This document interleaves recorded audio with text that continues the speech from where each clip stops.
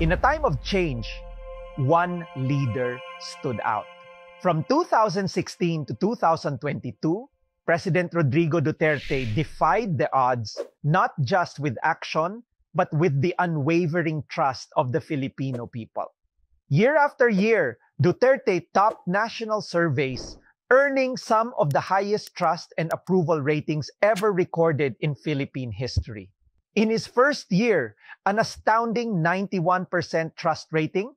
In his last year, still among the most trusted leaders in the land. No matter the headlines, no matter the noise, the numbers never lied, the people stood by him.